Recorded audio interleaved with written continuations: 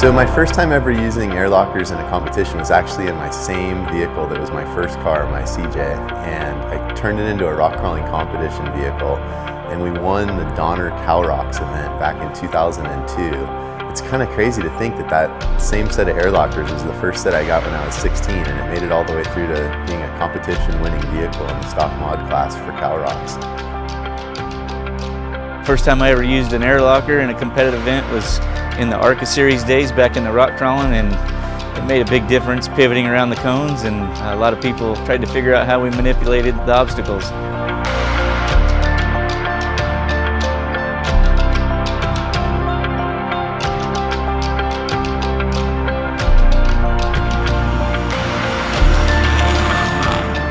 Being in four-wheel drive and having everything all locked together all at once is super hard on a drivetrain. Transfer cases, differentials, everything really takes a beating. So if we can unlock our differentials and run out through the desert with open differentials front and rear, we're eliminating all the shock load that's going through the drivetrain.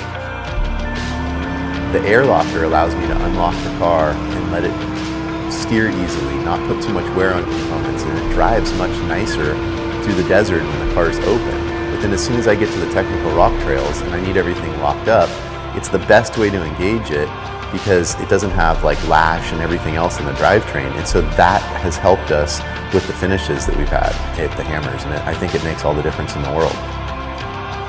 Most of the disengaging and engaging of the air locker goes on in the canyons, trying to get around certain rocks, super tight pinches. Sometimes it hurts to have everything fully locked up, and sometimes it works out good. They hold up to the abuse that our cars provide, and I can still put the hammer down and know that they're going to live at the end of the race. I have been in quite a couple situations at King of the Hammers where I've been pinched between two rocks and I needed traction to the rear wheels. I locked up the rear and it gave it equal traction to both wheels and instantly crawled right over them. You know, the thing that people don't realize about ARB is that they have been developing the parts as our series and our sport has grown to these new extremes. I can look all the way back to the first time I had a 9-inch, RD99 locker, and now it's the competition edition, and then it was, it's the next version right now as well. They keep evolving as the sport has evolved, and I think that technology that we've learned in that, it funnels back all the way down to the regular lockers they're making for street vehicles that are going off on the trails.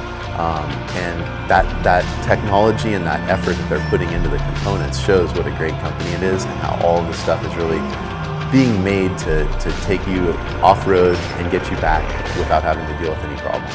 At the King of the Hammers, the goal is to get to the finish line and try to win the race and be faster than everybody else. But if you break along the way, you never get that opportunity to try to beat everybody.